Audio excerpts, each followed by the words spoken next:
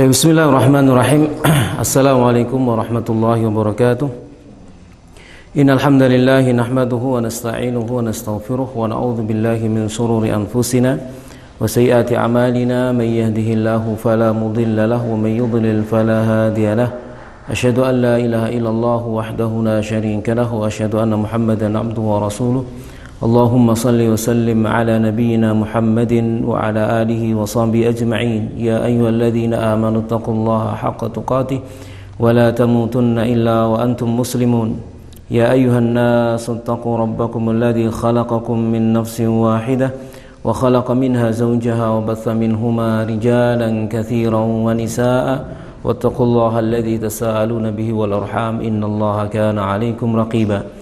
يا أيها الذين آمنوا اتقوا الله وقولوا قولا سديدا يصلح لكم أعمالكم ويغفر لكم ذنوبكم ومن يطع الله ورسوله فقد فاز فوزا عظيما. أما بعد فإن أصدق الحديث كتاب الله وخير الهدي هدي محمد صلى الله عليه وعلى آله وسلم وشر الأمور محدثاتها وكل محدثة بدعة وكل بدعة ضلالة وكل ضلالة في النار.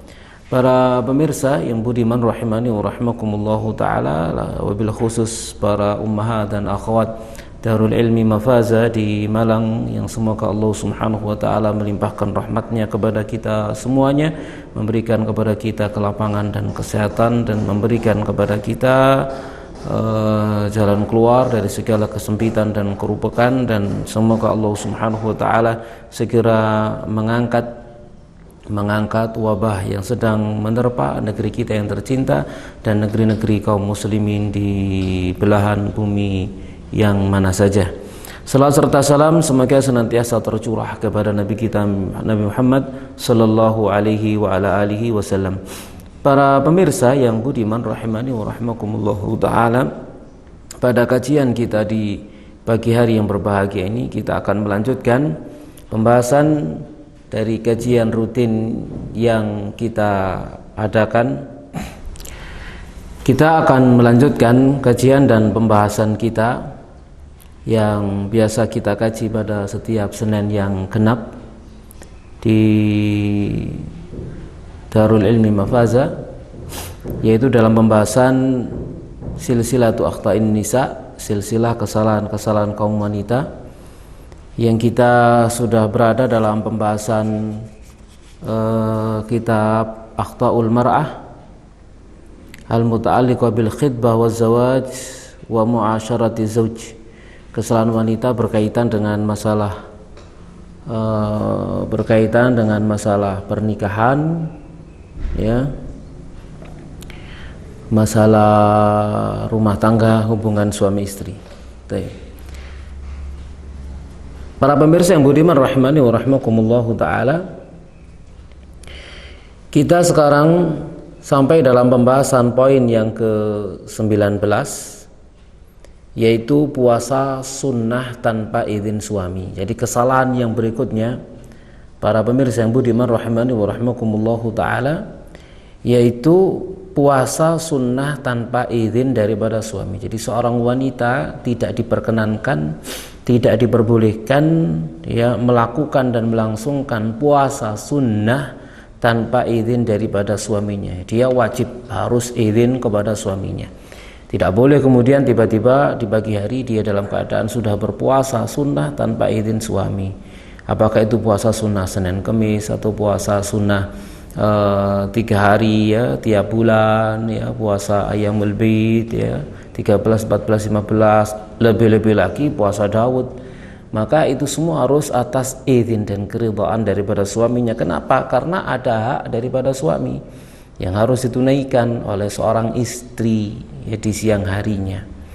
Oleh karena itulah wajib bagi dia untuk minta izin, sebagaimana yang diriwayatkan oleh Imam Al-Bukhari dan Imam Muslim rahimahumallahu ta'ala dari hadis Abu Hurairah radhiyallahu taala anhu, Nabi sallallahu alaihi wa alihi wasallam bersabda, la tasumul mar'atu, janganlah seorang wanita berpuasa, wa ba'luha syahidun, sementara suaminya itu hadir, syahid, illa bi'idnihi, kecuali dengan izinnya.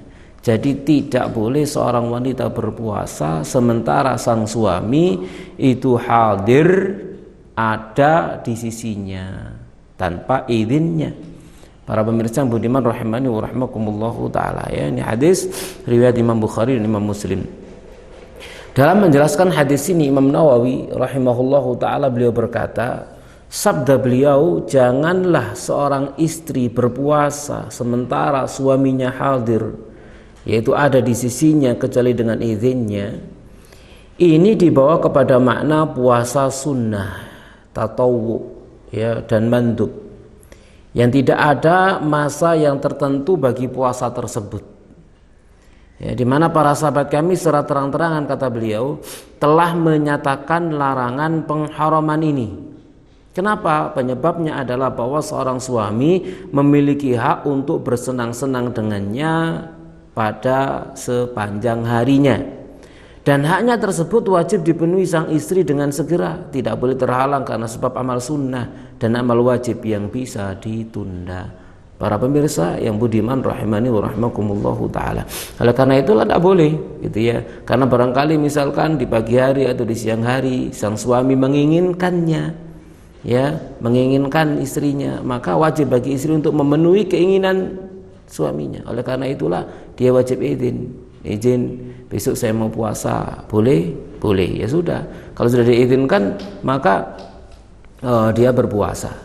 Para pemirsa yang budiman rahimani wa rahmakumullahu ta'ala, dia sudah izin, dia berpuasa, diizinkan kemudian berpuasa, puasa sunnah. Di siang hari misalkan suami mengajaknya, memintanya, ya, maka dia membatalkan puasanya demi memenuhi panggilan daripada suaminya, yang itu adalah amal wajib, sementara puasanya itu adalah puasa sunnah. Para pemirsa yang budiman rahimani wa rahmakumullahu ta'ala, maka kata mu'alif, jika dikatakan selayaknya bagi suami untuk membolehkan dia berpuasa tanpa izinnya, dan jika dia menginginkan bersenang-senang dengan istrinya, maka dia boleh melakukannya, dan sang istri membatalkan puasanya. Ini yang barusan kita jelaskan, para pemirsa yang budiman rahimani wa rahmakumullahu ta'ala, ya.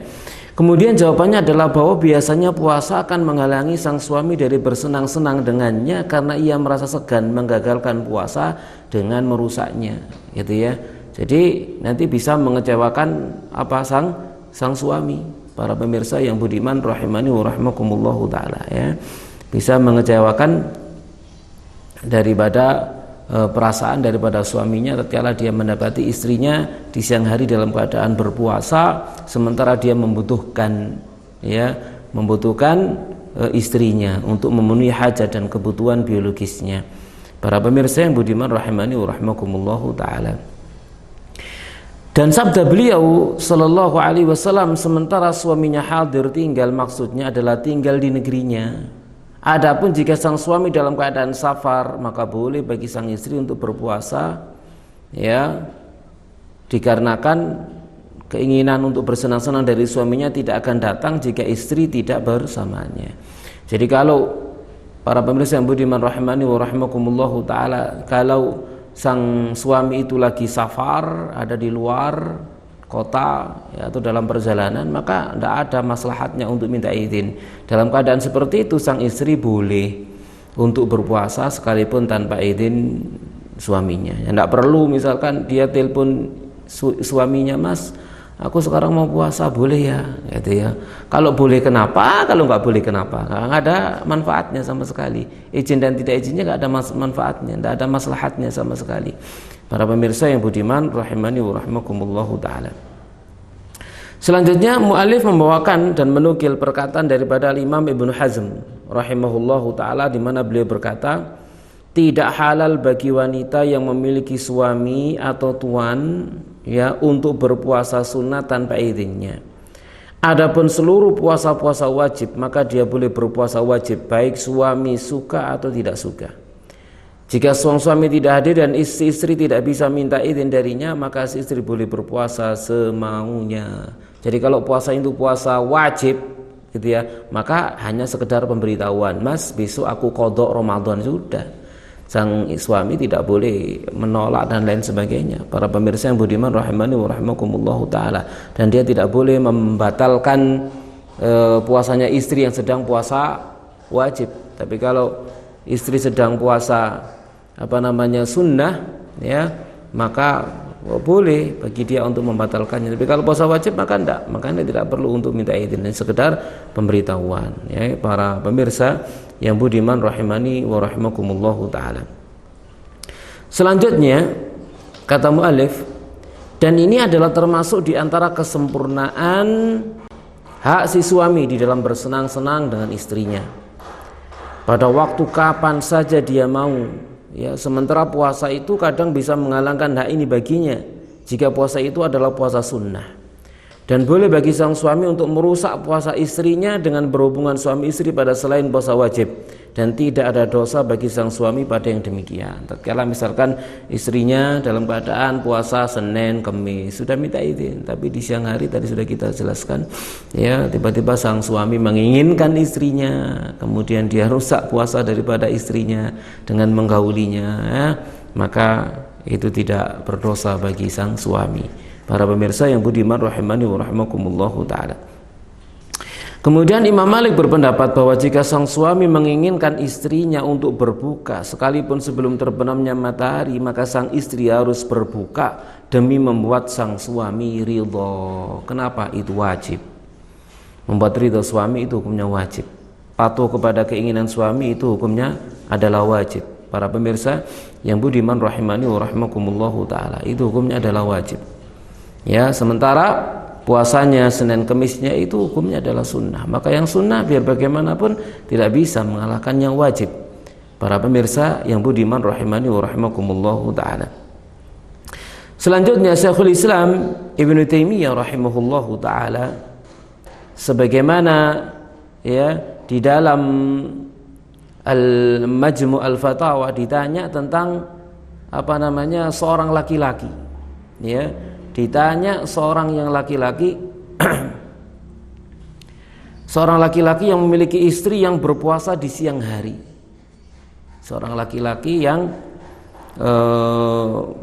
memiliki istri yang berpuasa di siang hari dan sholat di malam hari. Setiap kali laki-laki tersebut mengajak istrinya ke ranjangnya, si istri menolak lalu sholat malam, dan dia puasa siang mengalahkan ketaatan kepada suaminya, maka apakah hal ini boleh? Jadi Syekhul Islam ditanya demikian, ditanya sekali lagi tentang seorang laki-laki yang memiliki istri yang berpuasa di siang hari dan sholat di malam hari. Setiap kali sang suami mengajaknya ke ranjangnya, dia menolak lalu sholat malam, kalau siang dia puasa mengalahkan ketaatan dia kepada suaminya. Maka beliau rahimahullahu ta'ala menjawab, tidak halal baginya untuk melakukannya. Ya, tidak halal baginya untuk melakukannya berdasarkan kesepakatan kaum muslimin. Bahkan wajib baginya untuk mentaati sang suami jika dia menginginkannya ke ranjang. Ya, jadi tidak boleh, tidak halal melakukan seperti itu. Para pemirsa yang budiman rahimani wa rahimakumullahu taala. Ya, dia pengen sholat malam tapi istrinya, ya, dia pengen sholat malam tapi istrinya si sang istri pengen sholat malam, ya, suaminya menginginkannya, gitu ya. Maka sang istri harus mengikuti, mendahulukan keinginan daripada suaminya, itu wajib. Sementara sholat malamnya itu adalah sunnah. Pun demikian di siang hari. Ya, siang hari dia sedang puasa, suaminya menginginkannya, maka dia batalkan puasa sunnahnya. Ya, bahkan wajib baginya untuk mentaati sang suami jika dia menginginkannya ke ranjang, dan itu hukumnya wajib baginya. Adapun mendirikan sholat malam dan puasa siang hari, maka itu adalah tatawwu, sunnah. Maka bagaimana mungkin seorang wanita mukminah mendahulukan yang sunnah daripada yang wajib? Para pemirsa yang budiman rahimani wa rahimakumullahu taala. Jadi memenuhi ajakan dan panggilan suami itu hukumnya wajib. Sementara puasa Senin Kemisnya itu sunnah, salat malamnya itu sunnah. Para pemirsa yang budiman rahimani wa rahimakumullahu taala. Ya, contoh misalkan di siang hari atau di waktu pagi sebelum zuhur sang istri sudah mandi, kemudian mau sholat duha, tiba-tiba sang suami ngajak. Ya sudah, dibatalkan dulu duhanya, ikuti ajakan daripada suaminya. Kemudian mandi lagi lalu sholat duha lagi. Misalkan semacam itu, para pemirsa yang budiman rahimani wa rahimakumullahu taala. Selanjutnya muallif membawakan pernyataan daripada Imam Ahmad, ya, rahimahullahu taala. Di mana Imam Ahmad ya, di mana Imam Ahmad rahimahullahu taala dan Abu Dawud mengeluarkan hadis dari Abu Sa'id al-Khudri radhiyallahu taala anhu, di mana dia berkata, Ja'at imra'atun ilan Nabi sallallahu alaihi wa alihi wasallam. Datang seorang wanita kepada Nabi sallallahu alaihi wa alihi wasallam, wa nahnu indahu, sementara kami ada di sisi beliau. Faqalat, kemudian dia berkata, ya Rasulullah, wahai Rasulullah, kata dia. Dia berkata kepada Rasulullah sallallahu alaihi wa alihi wasallam, Inna zawji Safwana ibn al-Mu'attal, sesungguhnya suami saya Safwan bin al-Mu'attal, yadribuni idza sallaitu, dia memukuli aku jika aku sholat. Nah, aku sholat dipukuli ya Rasulullah. Wa yufattiruni idza sumtu, kalau saya puasa saya disuruh berbuka, suruh mokel pokoknya. Mau sholat dipukul, mau puasa suruh mokel. Wala yusalli salatal fajri hatta tatul asyamsu, dan dia suamiku itu tidak sholat subuh hingga matahari terbit. Ini keluhannya, keluhan daripada istrinya ini. Perhatikan ini, sang suami ini. Kalau istrinya sholat malam dipukul, kalau istrinya puasa disuruh berbuka, dia sendiri gitu ya, kalau sholat subuh selalu kesiangan, kan luar biasa ini. Para pemirsa rahimani wa rahimakumullahu taala. Qala wa Safwanu inda. Nah, sementara suaminya yang dirasani ini ada di sisinya, yang dilaporkan kepada Rasulullah SAW itu saat itu ada di majelis itu. Qala, maka fasa'alahu amma qalat, maka Nabi pun bertanya kepada Safwan tentang apa yang dikatakan oleh sang istri. Faqal, maka Safwan menjawab, ya Rasulullah, amma qauluha yadribuni idza shallaitu, adapun ucapan dia, ucapan dia suamiku itu memukuli aku jika aku salat, ya, ucapan istriku, suamiku memukuli aku jika aku salat. Fa innaha taqra'u bi surataini, kenapa? Karena dia membaca dua surat panjang-panjang dia baca dalam salatnya. Ini selak butuh kebelet gitu, nunggu lama gitu ya, tak pukul dia, kesuwen gitu. Ya, waqat nahaitu, sementara aku telah melarang dia. Salat aja tuwa-tuwa gitu, misalkan gitu ya. Kalau pakai bahasa kita, ya, aku selak butuh gitu. Qala, ya, maka dia berkata, faqala, maka Nabi pun sallallahu alaihi wasallam bersabda, lau kanat suratan wahidatan lakafatin nasa. Seandainya satu surat saja itu sudah mencukupi manusia. Ini satu surat saja. Wa amma qauluha, adapun ucapan dia yufattiruni, ya, dia suami itu membuat aku berbuka, maka fa innaha tantaliqu fatasumu, maka sesungguhnya dia itu memaksa puasa. Dia itu maksa puasa, enggak minta izin, dia itu maksa puasa. Pokoknya aku kudu poso, Mas, gitu ya. Ya apa sampean kudu izin gitu. Mungkin kalau pakai bahasa kita sekarang itu kayak gitu. Dia maksa, kalau mau puasa itu maksa. Pokoknya harus puasa. Wa ana rajulun syabun, sementara aku ini masih muda. Yang namanya masih muda kan gitu ya. Tenaga masih berlebih-lebih gitu, membutuhkan pelampiasan gitu. Ya masih muda. Ana rajulun syabun. Fala asbir, saya enggak bisa sabar menahan gejolak ini ya Rasulullah. Kok dia memaksa puasa? Maka faqala Rasulullah, bersabda Rasulullah sallallahu alaihi wasallam, yauma idzin, pada hari itu, la tasumu imra'atun illa bi'izni zawjiha, tidak boleh puasa seorang wanita itu kecuali dengan izin suaminya. Taib. Ini jawaban Nabi sallallahu alaihi wasallam, ya, memberikan pembelaan kepada sang suami. Wa amma qauluha, adapun ucapan dia istriku ini, bahwasanya aku la usalli hatta tatlu asyamsu, bahwasanya aku tidak salat hingga matahari terbit. Maka dia menjawab, fa inna, maka sesungguhnya kami itu adalah ahlu baitin, Kami itu adalah keluarga. Satu keluarga yang bagaimana? Yang memang itu terkenal kami itu, mungkin gitu ya, satu kabilah ini, satu suku ini, satu famili ini, satu kerabat ini, qad urifa lana dzaka, kami telah dikenal yang demikian itu. Memang kami itu tidak bisa bangun pagi, itu tidak bisa, mesti kawan gitu. Selalu kesiangan, itu nggak bisa kami bangun pagi, itu tidak bisa gitu ya. La nakadu nastayqidu hatta tatlu asyamsu, kami hampir-hampir tidak bisa bangun hingga matahari terbit gitu ya. Memang benar-benar tidak bisa bangun gitu, bukan maksudnya sudah bangun subuh dengar adzan engko ae gitu ya, bangun lagi ngelilir engko ae ngelilir, enggak, memang tidak bisa bangun kecuali setelah matahari terbit gitu ya. Ini keluarga kami sudah dikenal seperti itu, tidak bisa bangun kecuali matahari terbit. Para pemirsa yang budiman rahimani wa rahimakumullah taala.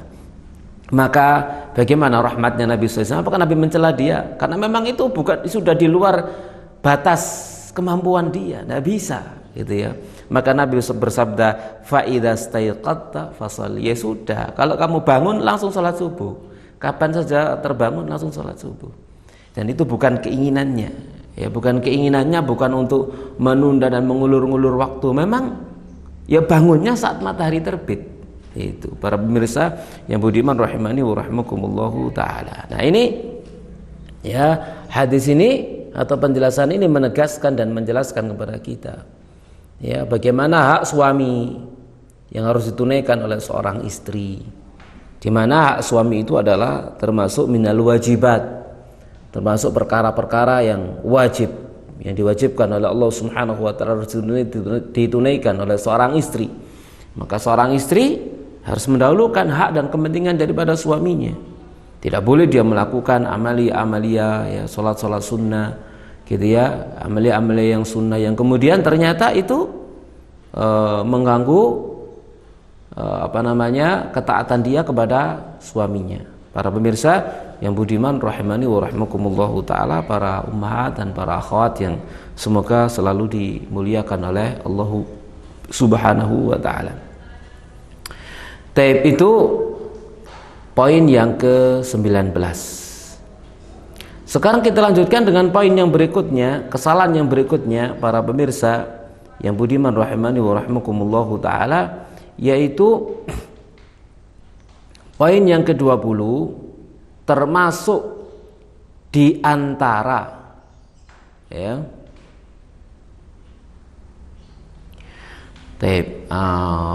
biar agak agak hidup ya di sini, sebagaimana biasa pengajian kita di tatkala offline bertemu langsung, kita selalu membuka sesi tanya jawab setiap kali poin. Nah, sekarang sudah ada pertanyaan yang masuk ya dari jamaah, dari ibu-ibu, yaitu pertanyaan bagaimana hukum bercumbu, maksudnya hanya berciuman suami istri di hari mereka puasa wajib. Baik, jamaah sekalian rahimani wa rahimakumullahu taala, jawabannya ya boleh-boleh saja. Ya, asal tadi itu tidak kebablas gitu ya, bisa menahan diri gitu ya. Kalau yang bertanya ini mungkin manten lawas, maka jawabannya boleh-boleh saja.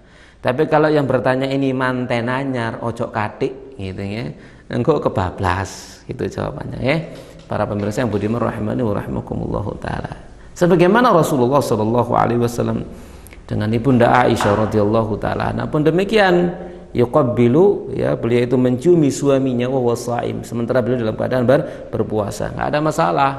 Para pemirsa yang budiman rahimani wa rahimakumullahu taala ya. Baik.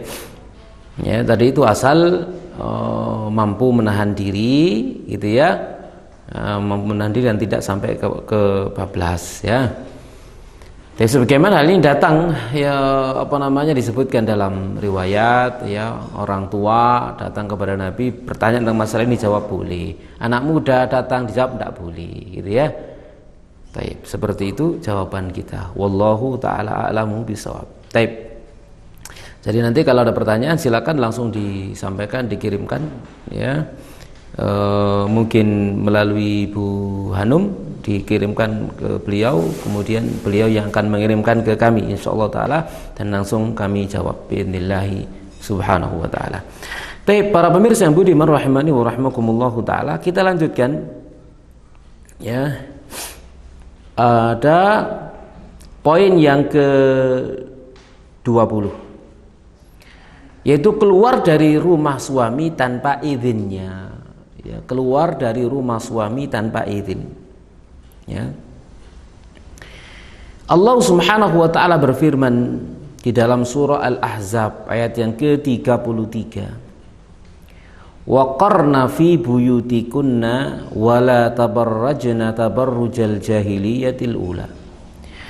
Dan hendaklah kamu tetap berdiam diri di rumahmu. Wa qarna fi buyutikunna. Nah, seperti zaman kita saat sekarang ini gitu ya. Bukan hanya para istri gitu ya yang wa qarna fi buyutikunna, yang berdiam diri di rumah, para suami juga berdiam diri di rumah. Semuanya berdiam diri di rumah ya. Semuanya sekarang mau enggak mau harus kerasan di dalam rumahnya masing-masing. Para pemirsa yang budiman rahimani wa rahimakumullahu taala. Sampai ada yang buat meme baru kali ini ya, baru kali ini tidur di rumah itu bermanfaat bagi nusa dan bangsa. Masya Allah ya. Para pemirsa yang budiman rahimani wa rahimakumullahu taala. Baik.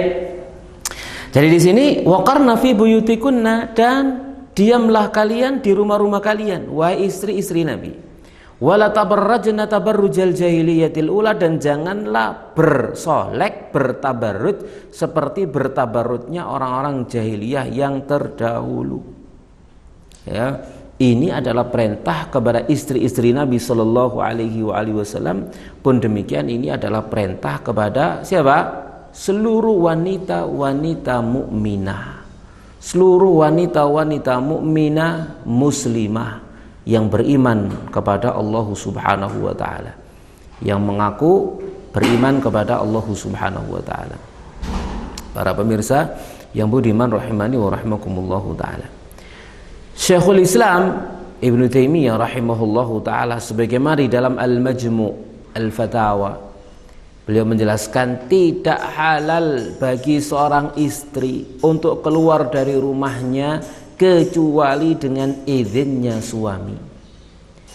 Dan jika dia keluar dari rumah suaminya tanpa izinnya, maka dia adalah wanita nusyus yang membangkang suami, lagi bermaksiat kepada Allah Azza wa Jalla dan Rasulnya Sallallahu Alaihi Wasallam, yang berhak mendapatkan hukuman. Para pemirsa yang budiman rahimani wa rahimakumullahu taala. Jadi seorang istri itu punya kewajiban apa? Diam di rumahnya. Kalau kemudian dia keluar dari rumahnya itu izin suami. Keluar kemana? Gitu ya. Keluar yang memang membutuhkan izin suami. Tapi kalau keluar yang ma'ruf, ya enggak perlu izin. Contoh ngepe umbah-umbahan. Ini enggak perlu izin ya, Cik. Ya kalau harus izin ini suami kemelinti gitu ya. Ya Allah, ngepe umbah-umbahan izin, subhanallah. Mas BP umbah-umbahan boleh? Boleh gitu ya. Kalau ngomong gak boleh pipin dewe ya, ngono malian ya. Para pemirsa yang budiman rahimani wa rahimakumullah. Baik. Jadi ini maklum, ma'ruf seperti itu tidak perlu izin gitu ya. Mau belanja ke toko sebelah ya, melijo yang datang misalkan, seperti itu tidak perlu izin, itu sudah ma'ruf. Ya, secara uruf mesti sang suami itu mengizinkannya. Para pemirsa yang budiman rahimani wa rahimakumullahu taala ya. Yang mana yang perlu izin? Yang di luar kebiasaan. Gitu ya. Yang tidak biasa maka itu harus izin gitu ya. Kalau itu di luar kebiasaan daripada keluar masuknya seorang istri dari rumahnya ya, yang sang suami sudah mengetahuinya, maka seperti itu tidak perlu izin ya. Tapi kalau itu perkara-perkara yang baru yang suami tidak mengetahuinya ya, yang dikhawatirkan nanti suaminya ini mencari-cari misalkan, maka di situ perlu izin daripada suami. Kalau dia tidak izin, maka dia bermaksiat kepada Allah dan Rasulnya alaihi salatu wassalam. Imam At-Tabrani rahimahullahu ta'ala mengeluarkan hadis bahwa Nabi sallallahu alaihi wa alihi wasallam pernah bersabda, la yahillu limra'atin, tidak halal bagi seorang wanita an ta'dhana fi baiti zawjiha, untuk memberikan izin di dalam rumah suaminya, illa biidnih, kecuali dengan izin suaminya. Jadi sang istri ini ya tidak boleh, para pemirsa yang budiman rahimani wa rahimakumullahu taala, memasukkan ke dalam rumah suami seorang pun gitu ya tanpa izin daripada suaminya, kecuali orang-orang yang mesti diberikan izin. Siapa? Mertua. Ya, siapa? Mertuanya suami gitu ya. Nah, ini masuk kata minta izin dulu, para pemirsa yang budiman rahimani wa rahimakumullahu taala ya. Yang seperti ini ibunya, orang tuanya misalkan ya. Maka semacam itu ya ma'ruf lah, ya mesti diizinkan. Tidak mungkin ada seorang suami berkata kepada istrinya, "Dek, mulai hari ini bapakmu, ibumu nggak boleh masuk rumahku kecuali izinku." Wah, ini nemen. Ya, kalau kita katakan ini mantu metel. Para pemirsa yang budiman rahimani wa rahimakumullah taala, itu tak mungkin gitu ya. Itu sudah di luar kewajaran dalam uruf kebiasaan masyarakat kita, para pemirsa yang budiman rahimani wa rahimakumullah taala ya. Jadi siapa yang yang kemungkinan ya suami itu tidak suka, belum memberikan izin, atau sang istri tidak tahu izin daripada suaminya, maka dia harus memintakan izin dulu kepada suaminya untuk mengizinkan orang itu masuk ke dalam rumahnya. Wala takhruja wa huwa karih, dan tidak boleh sang istri keluar dari rumahnya sementara sang suami tidak suka. Ini jadi harus minta izin. Kalau suami tidak suka, ya sudah, diam di rumah. Para pemirsa yang budiman rahimani wa rahimakumullahu taala.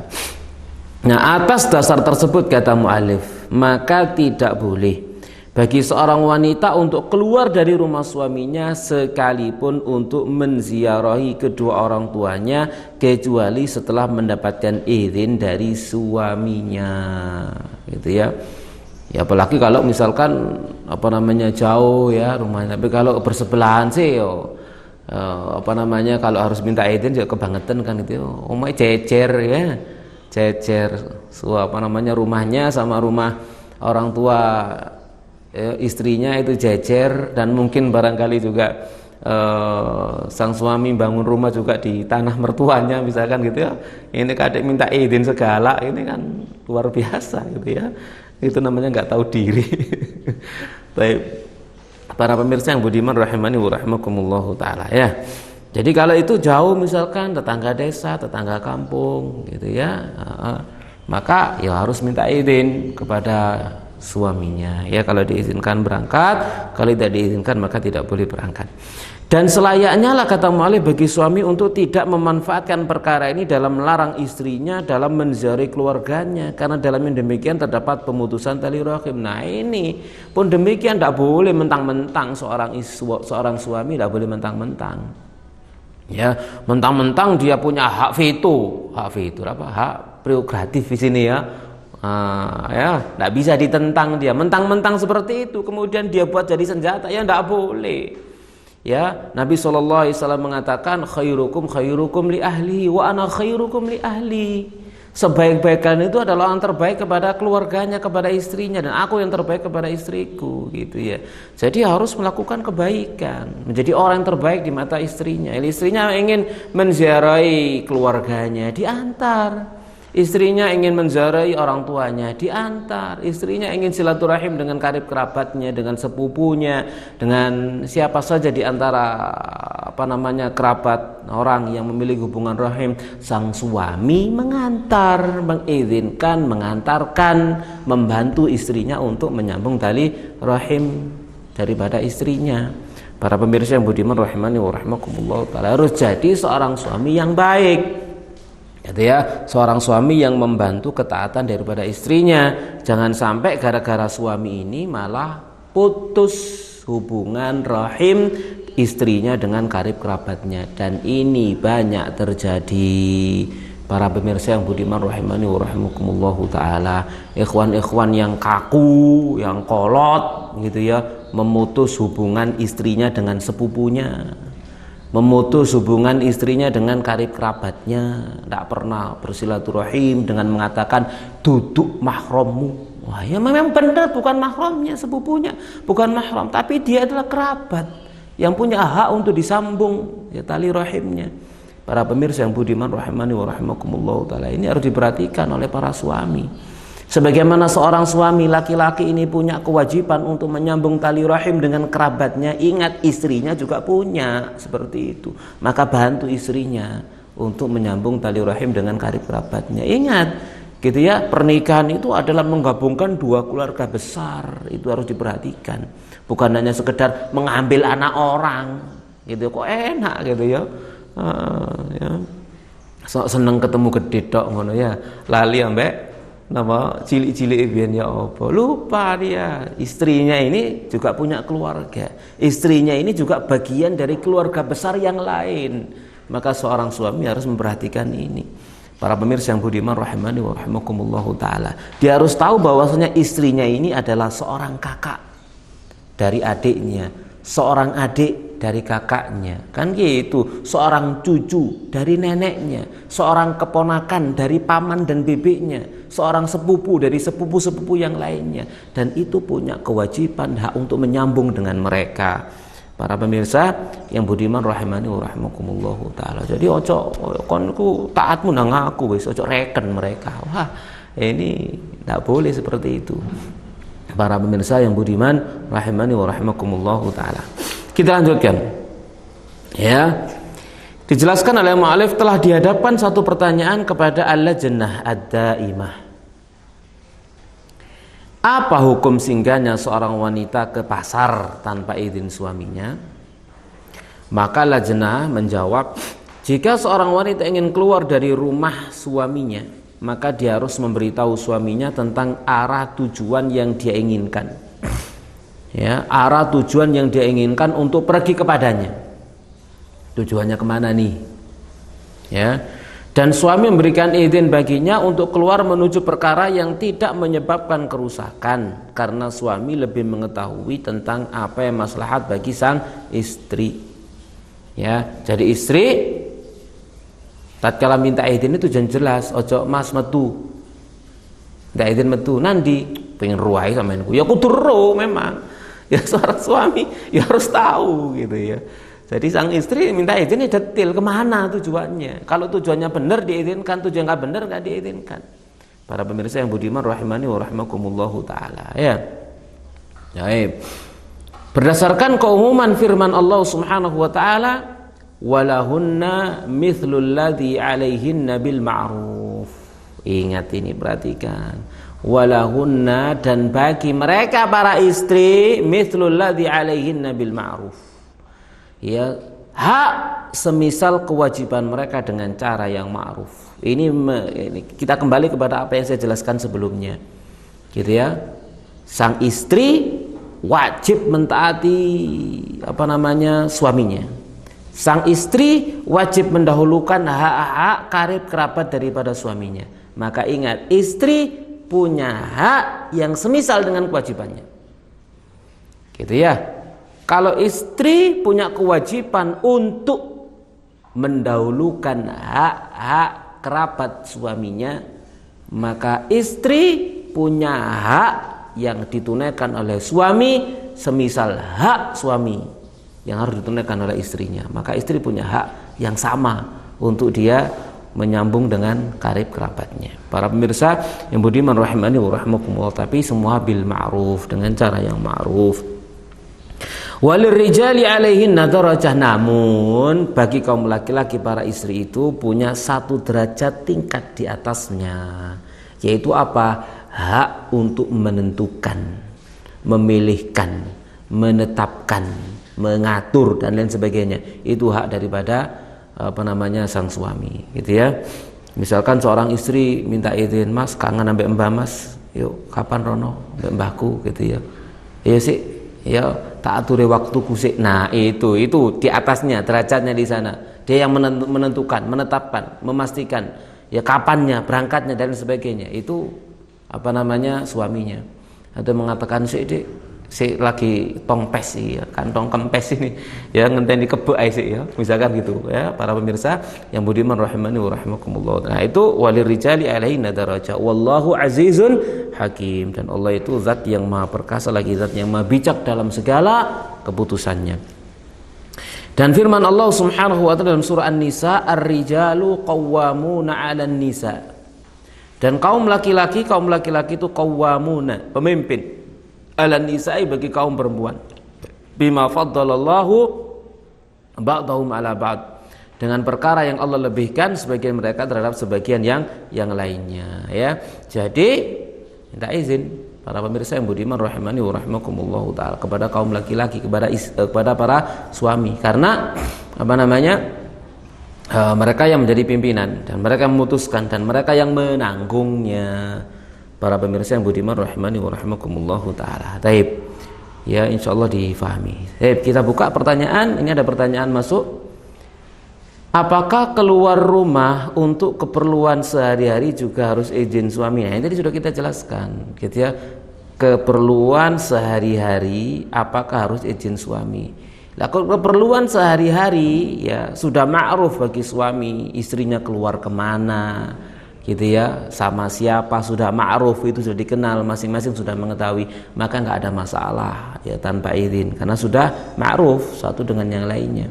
Kecuali kalau keperluan sehari-harinya ini dibeli di luar kota, nah ini harus izinnya karena keluar kotanya itu atau karena jauh tempatnya ya. Untuk keperluan sehari-hari misalkan di RT sebelah, nggak ada masalah, nggak terlalu jauh gitu ya, tanpa izin pun nggak ada masalah karena sudah tahu ma'ruf. Dan biasanya yang seperti ini jam-jamnya sudah tahu, suami pun paham, lihat nanti bojoku rek, oh delok jam, oh sik lagi pelonjo, gitu sudah tahu ma'ruf gitu ya. Jadi waktunya diketahui gitu ya, ma'ruf maknanya kemananya diketahui, jam pulangnya pun demikian diketahui gitu ya. Ya, sudah tahu biasanya berangkat jam berapa, pulangnya jam berapa, sudah nyampe rumah kok terlambat, kok telat rek, yo biasa wis teko, belum teko, ditelepon kan gitu ya, lapa kok turun teko. Nah ya kan gitu saja para pemirsa yang budiman rahimani wa rahimakumullah taala. Apakah ada batasan jarak tertentu, misal mau pergi dengan teman-teman wanita tapi bukan safar, menginap? Waduh, kalau sampai menginap barang ini ya harus nemen izin suami gitu ya. Kalau sampai menginap ini, karena kalau menginap itu ada hak lain yang harus ditunaikan gitu ya. Pengi kademen ya nopo gitu ya. Taib. Para pemirsa yang beriman rahimani wa rahimakumullah taala. Jadi kalau sudah safar pergi sama teman-teman itu wajib minta izin. Ya, pergi sekalipun tidak safar gitu ya, tapi pergi ngumpul kemana ya wajib minta izin. Para pemirsa yang beriman rahimani wa rahimakumullah taala ya. Untuk keluar arisan misalkan atau kumpul-kumpul ke majelis taklim misalkan gitu ya, itu semua harus minta izin. Ini para pemirsa yang budiman rahimani wa rahimakumullah taala, Mas berangkat majelis taklim ya gitu ya, harus minta izin. Ini para pemirsa yang budiman rahimani wa rahimakumullah taala. Baik, demikian sekarang kita lanjutkan poin yang ke-21 ya, insyaallah taala. Tadi sudah jelas insyaallah. Sekarang kita lanjutkan poin yang ke-21 dari kesalahan kaum wanita, yaitu tidak menjaga dirinya atau harta suaminya saat ketidakhadiran sang suami. Tidak menjaga diri, tidak menjaga harta saat suami tidak ada di rumah. Ini kesalahan besar. Apalagi di zaman kita saat sekarang ini para jamaah sekalian rahimani wa rahimakumullah taala. Seseorang dengan HP-nya ini dia bisa komunikasi dengan siapapun di dalam rumahnya. Ya, dia punya WA, dia punya FB, dia bisa komunikasi dengan siapapun dengan HP-nya ini. Gitu ya. Dan itu tanpa batas. Bisa dengan laki-laki asing yang bukan mahramnya, itu bisa terjadi. Para pemirsa yang budiman rahimani wa rahimakumullah taala. Gitu ya. Maka yang seperti ini harus selalu dijaga dirinya, ya, menjaga dirinya. Para pemirsa yang budiman rahimani wa rahimakumullah taala, itu termasuk bagian dari penjagaan diri, tidak berkomunikasi dengan yang bukan mahram, gitu ya, dengan yang bukan mahram tanpa sepengetahuan daripada suaminya, kecuali yang ma'ruf, ya, kecuali yang ma'ruf bagi suami, ya, kecuali yang ma'ruf bagi suami, gitu ya. Mungkin dalam urusan dakwah ya secara terbatas, ya, secara terbatas, tidak boleh itu secara luas, secara terbatas, ya, sesuai dengan keperluan dan hajat. Para pemirsa yang budiman rahimani wa rahimakumullahu taala. Baik, kita baca apa yang dikatakan oleh mu'alif. Wajib bagi seorang wanita untuk menjaga harta suaminya. Ya, jadi wajib bagi seorang wanita untuk menjaga harta suaminya dan menjaga dirinya. Harta suami itu dijaga, dirinya pun dijaga. Yang dimaksud dengan menjaga harta suaminya itu apa? Ya, dia tidak membelanjakan sesuatu yang berlebih-lebihan tanpa izin dan ridha suami. Para pemirsa yang budiman rahimani wa rahimakumullahu taala. Karena mungkin tipe suami itu macam-macam. Ada di antara tipe suami itu yang memberikan belanja harian gitu ya, seperti DKI ya. Tiap hari dikasih harian, untuk harian cukup sehari. Ada di antara suami yang mungkin membelikan belanja itu dihitung dewe saulan sakmene cukup paling iki tok, dibatasi itu tok. Ya, batasi itu tok. Gitu ya. Kemudian kalau kurang ya salahmu dewe kurang gitu ya. Misalnya mungkin ada suami tipenya seperti itu. Ada lagi tipe suami yang belopo, dikasih habis minta kasih lagi, habis minta kasih lagi, habis minta kasih lagi. Mungkin ada yang seperti itu. Mungkin juga ada tipe suami lagi yang lain. Ya, ini masing-masing orang akan berbeda-beda prinsip dan persepsinya dalam masalah ini. Diberikan semua harta suaminya yo aturan dewe, minicen dewe. Gitu ya. Lebih tabungan alhamdulillah, entek rasa-rasakno dewe. Jangan gitu ya. Nah, misalnya semacam ada yang semacam itu punya masing-masing. Nah, itu semua adalah amanah. Itu semua adalah amanah yang seorang istri nanti akan ditanya oleh Allah Subhanahu wa taala, pertanggungjawabannya. Gitu ya. Wal mar'atu ra'iyatun fi ahli baitiha. Ya. Jadi seorang wanita itu adalah pemimpin di keluarga suaminya, ya, fi malihi, di dalam harta suaminya, wa hiya mas'ulatun an, dan dia akan ditanya, diminta pertanggungjawaban akannya. Jadi itu tanggung jawab, ya, para pemirsa, para ummahat, para akhwat yang berbahagia, yang semoga selalu dimuliakan oleh Allah Subhanahu wa taala. Itu adalah amanah yang harus dijaga. Maka tatkala dia mau mengeluarkan harta suaminya ini, yang pertama yang tidak perlu izin itu yang ma'ruf. Yang tidak perlu pemberitahuan itu yang ma'ruf. Apa? Beli gula, beli beras, ya, beli kecap, beli macam-macam untuk keperluan keseharian. Ini tanpa izin suami tidak ada masalah, itu ma'ruf. Gitu ya, itu ma'ruf. Tapi kalau sudah lebih dari itu, keperluan sehari-hari, ya, bukan kebutuhan primer, untuk kebutuhan sekunder apalagi tersier misalkan, wajib izin suami. Tidak boleh dia boros, tidak boleh dia seenaknya, nanti dia akan ditanya oleh Allah Subhanahu wa taala. Apalagi sampai kemudian menghabiskan, menghancurkan, merusak daripada harta suami. Ini tidak boleh. Para pemirsa yang budiman rahimani wa rahimakumullah taala, ingat itu tanggung jawab nanti di hadapan Allah Subhanahu wa taala. Gitu ya. Betapapun jenis para suami itu, tipenya yang bagaimana, itu tetap tanggung jawab. Para pemirsa yang budiman rahimani wa rahimakumullahu taala. Ya. Taib. Hatta itu dalam rangka untuk berinfak. Ya, berinfak misalkan, menyumbang misalkan, berdonasi misalkan, wajib izin suami.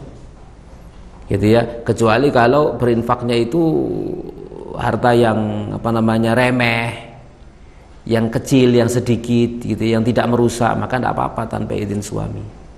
Para pemirsa yang budiman rahimani wa rahimakumullah taala, seperti ada orang yang meminta-minta datang ke rumah diberi misalkan 1.000, 2.000, 5.000, 10.000 misalkan, nggak ada masalah sekalipun tanpa izin suami, gitu ya. Dan bagi suami ada pahala, ya, dari apa yang diinfakkan oleh istrinya melalui hartanya. Demikian juga termasuk harta suami makanan di rumah. Jadi ya, makanan di rumah. Para pemirsa yang budiman rahimani wa rahimakumullahu taala, ya. Itu termasuk bagian dari amanah. Gitu ya. Tatkala dia mau membagikan dengan tetangganya pun demikian. Dibagikan dengan tetangganya itu bagian dari kebaikan, tetapi tetap pemberitahuan kepada suaminya, Mas, aku masak agak banyak, tak bagi sama tetangga ya. Iya, silakan. Nah, seperti itu biasanya. Para pemirsa yang budiman rahimani wa rahimakumullahu taala, ya. Demikian juga dia harus menjaga dirinya dan menjaga kehormatannya, menjaga dirinya dari laki-laki asing yang bukan mahramnya, sekalipun melalui media, ya, Facebook, WA dan yang lainnya, itu harus benar-benar dijaga. Para pemirsa yang budiman rahimani wa rahimakumullahu taala, ya, jangan sampai misalkan suami tidak ada, istri chattingan dengan siapa saja. Nah, ini namanya khianat. Itu namanya khianat. Para pemirsa yang budiman rahimani wa rahimakumullahu taala, tidak boleh, tidak diperbolehkan yang demikian, ya. Baik.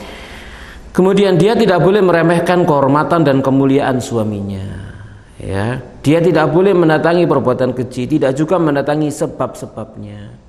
Tidak boleh baginya untuk bertabarruj, berbicara dengan laki-laki asing, duduk-duduk dengannya, dan tidak boleh mengizinkan seorang pun dalam rumahnya kecuali dengan izin daripada suaminya. Ini kita perhatikan.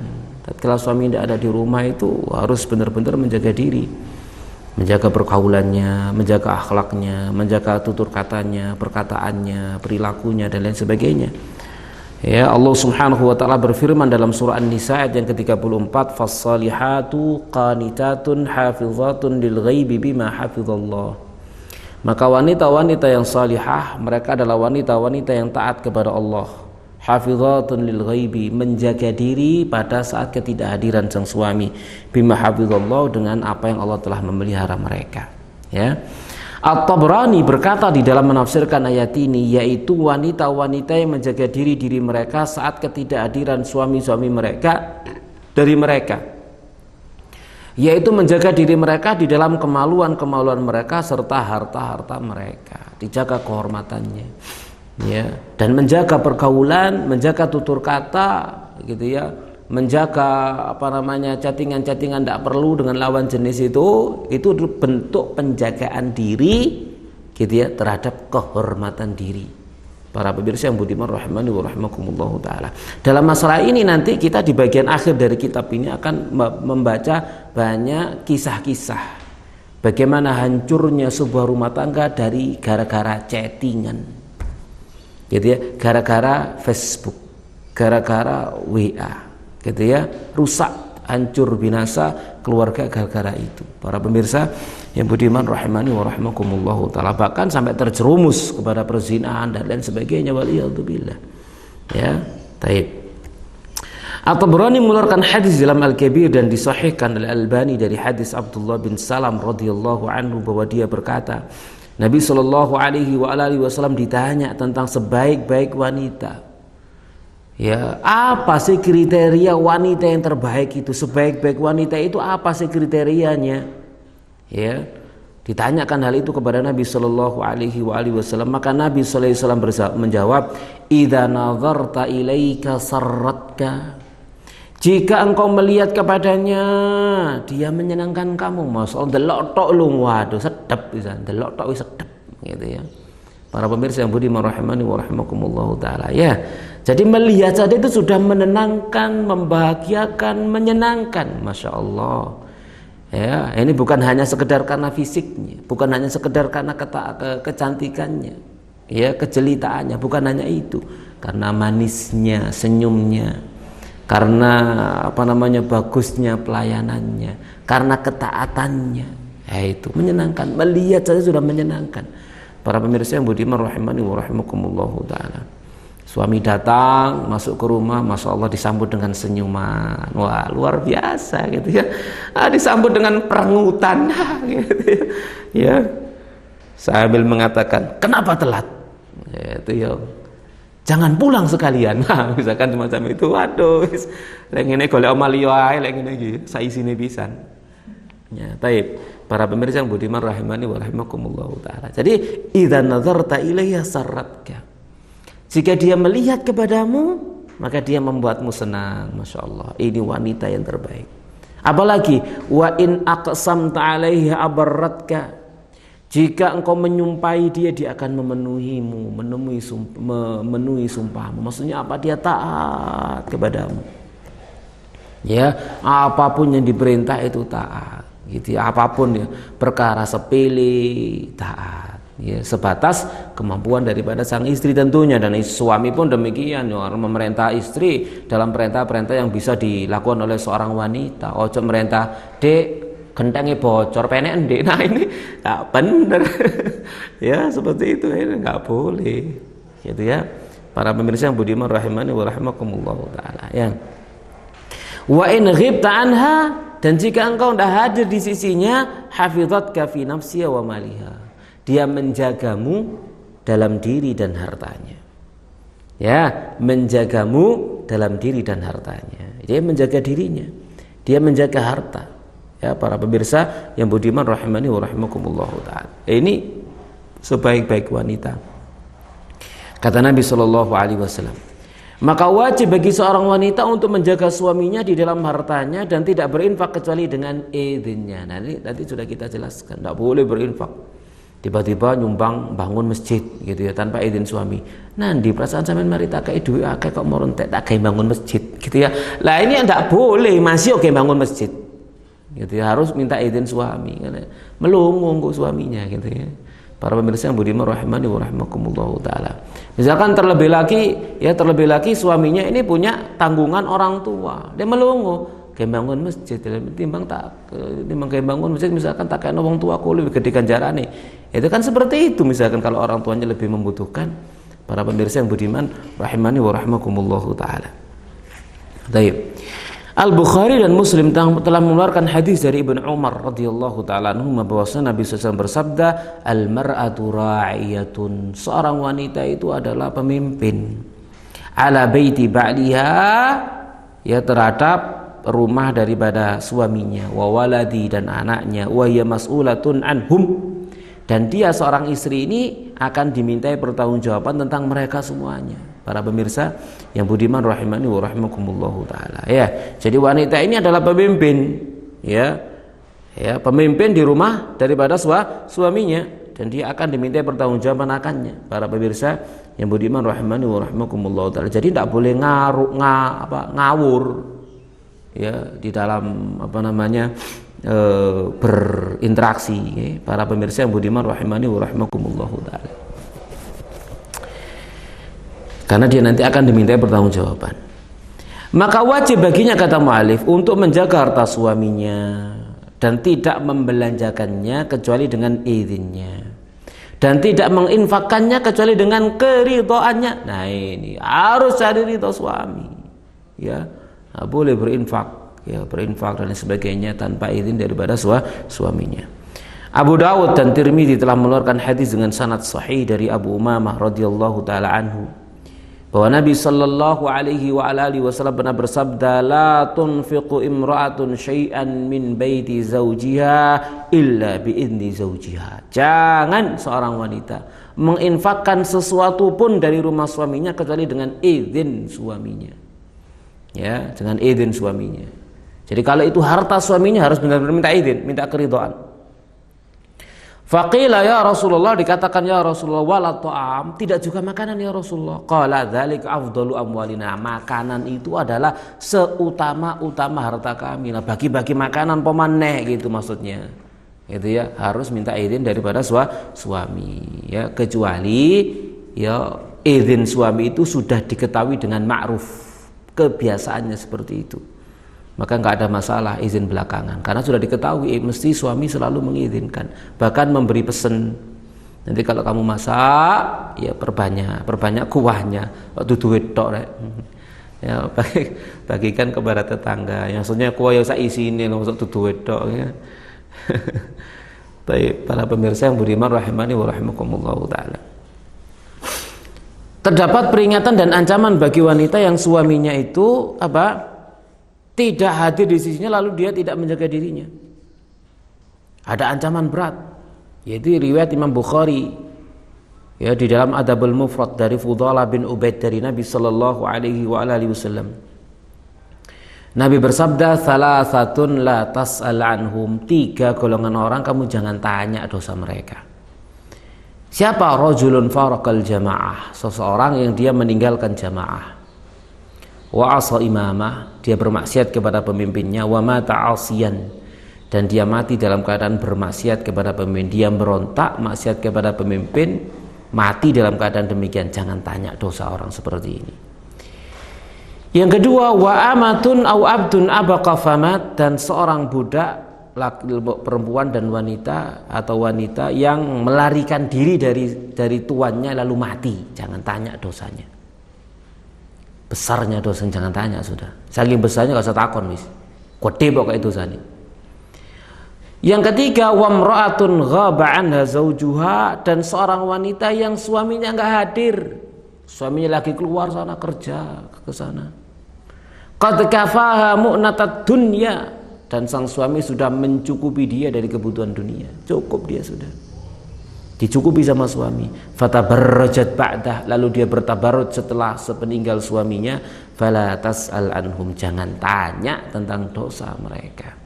Suami enggak hadir, sampai bojoku kan orek mulai wis gitu ya, berselancar ya dengan WA-nya, dengan Facebook-nya gitu ya, menghubungi teman-teman lamanya, ketawa ke TV dan lain sebagainya. Oh, jangan tanya dosa mereka. Ya, para pemirsa yang budiman rahimani wa rahimakumullahu taala. Kata Nabi sallallahu alaihi wa alihi wasallam. Baik. Kemudian juga dalam riwayat yang lain di dalam Sunan Imam Ahmad dari hadis Aisyah radhiyallahu taala bahwa dia berkata, Rasulullah sallallahu alaihi wasallam bersabda, ayyumam ra'atin, wanita mana saja wada'at thiyabaha, dia tanggalkan bajunya, fi ghairi baiti zaujiha, di selain rumah suaminya, faqad hatakat sitra ma baina wa bainallahi azza wajal, maka sungguh dia telah mencabik, mengoyak tirai antara dia dengan Allah azza wajal. Para pemirsa yang budiman rahimani wa rahimakumullahu taala. Jadi dia tidak menjaga dirinya. Ini namanya dia tanggalkan bajunya, dia tanggalkan kehormatannya di selain hadapan daripada suaminya, maka dia telah mencabik tirai antara dia dengan Allah Subhanahu wa taala. Maksudnya apa? Dia bukan termasuk golongan orang-orang yang ditutupi dosanya nanti pada hari kiamat. Ya, di mana Nabi sallallahu alaihi wasallam pernah menjelaskan kullu ummati mu'afan. Setiap umatku tak akan diampuni illal mujahirin, kecuali orang-orang yang mujahir terang-terangan di dalam berbuat dosa. Gitu ya. Di mana orang-orang mukmin itu nanti pada hari kiamat, ya para jamaah sekalian rahimani wa rahimakumullahu taala, akan dikasih tabir tirai oleh Allah Subhanahu wa taala. Sehingga tidak ada yang tahu pembicaraan dia itu kecuali Allah dan dia saja, yang lain enggak tahu. Lalu Allah bertanya, fa'alta kada wa kada fi yaumi kada wa kada, dan seterusnya, kamu melakukan ini demikian di hari ini demikian. Maka dia menjawab iya. Dijawab. Maka Allah berfirman, qad satartu laka fid dunya wa ana aghfiru lakal yaum. Dulu di dunia telah kututupi maksiatmu, sekarang tak ampuni. Adapun wanita tadi itu yang menanggalkan kehormatannya selain di hadapan suaminya, dibongkar. Dia telah mencabik tirai tutupan Allah Subhanahu wa taala ini, sehingga dia enggak ditutupi oleh Allah Subhanahu wa taala. Akibatnya apa? Enggak diampuni sama Allah Subhanahu wa taala. Para pemirsa yang budiman rahimani wa rahimakumullahu taala. Jadi berhati-hatilah wahai para istri gitu ya. Ya, ada amanah yang dipikulkan di pundak masing-masing berupa harta suami dan kehormatan diri, dan itu adalah bagian daripada kehormatan suami. Sekarang ini ada pertanyaan, kita jawab pertanyaan. Istri bekerja, suami tidak bekerja, tapi suami mengeluarkan sedekah tanpa izin istri, apakah boleh? Ya nggak boleh, teman nggak boleh ya, itu butuh sopo gitu ya. Ya, jadi kalau istri itu dia sekalipun dia bekerja, model apapun pekerjaannya, dia tidak punya kewajiban untuk menafkahi dirinya sendiri, apalagi suaminya. Tidak punya. Bahkan tatkala dia punya anak pun demikian, dia tidak punya kewajiban untuk menafkahi anaknya. Kenapa? Wanita itu tidak diberikan beban taklif untuk memenuhi kebutuhan. Yang diberi beban taklif untuk memenuhi kebutuhan itu para laki-laki, para suami, itu dia yang punya kewajiban. Jadi kalau seorang wanita tidak punya kewajiban apapun untuk memenuhi kebutuhannya, kalau kemudian dia bekerja lalu dia bantu suaminya, itu sebaik-baik seorang wanita. Lalu dia bantu suaminya untuk memenuhi kebutuhan anaknya, itu adalah wanita yang baik. Padahal itu bukan kewajibannya. Para pemirsa yang budiman rahimani wa rahimakumullah ta'ala, seorang wanita itu kalau dia menjadi seorang anak, dia itu kebutuhannya ditanggung bapaknya. Tatkala dia menjadi seorang istri, kewajibannya ditanggung sama suaminya. Tatkala dia menjadi seorang ibu, suaminya sudah mati, ditanggung sama anaknya.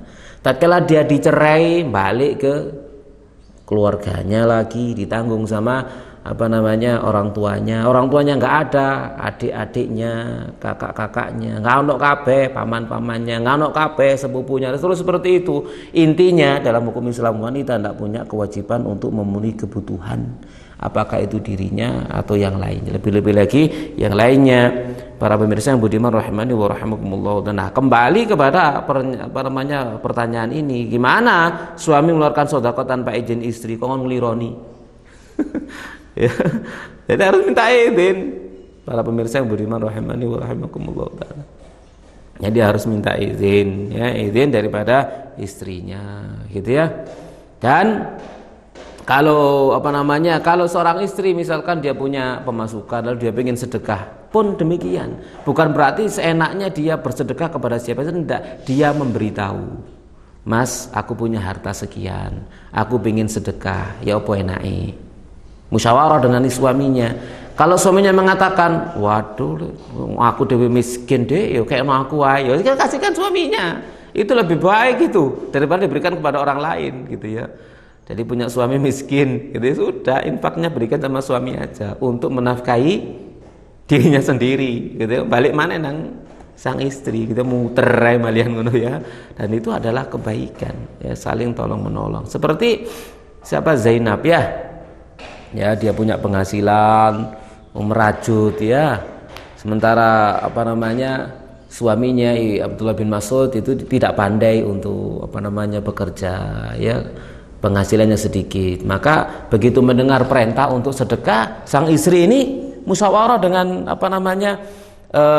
suaminya, aku ingin sedekah ini, aku mendengar perintah Nabi untuk bersedekah, aku ingin sedekah. Ya, kamu tanya sama Nabi SAW, boleh nggak aku sedekah sama kamu? Kalau boleh, tak kasihkan sama kamu. Ya mau, kata dia, takono dewe, gitu ya. Ya lanangi metu gitu, gengsi maksudnya, gitu ya. Ya, tanya sendiri. Akhirnya dia tanya sendiri kepada Nabi SAW, tanya, gimana saya punya ingin sedekah, gitu ya. Apa boleh saya berikan kepada suami saya? Maka Nabi mengatakan, bagimu 2 pahala, pahala sedekah dan pahala menyambung rahim, dan dia adalah rahim yang paling terdekat denganmu, yakni oleh suami, ya. Jadi seperti itu. Makanya seorang istri kalau dia punya harta mau sedekah, ya dia musyawarah dengan suaminya, tak kasihkan siapa. Barangkali suaminya itu adep-adep saja, ini cuma gak ngomong, gitu ya. Ya sudah, adep-adep, muka-muka dikekno aku, muka-muka dikekno aku.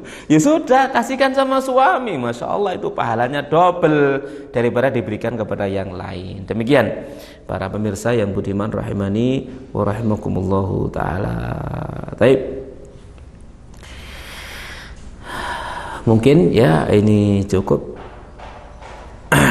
Kira-kira ada pertanyaan lagi yang perlu kita jawab, para pemirsa, para umat, para akhwat?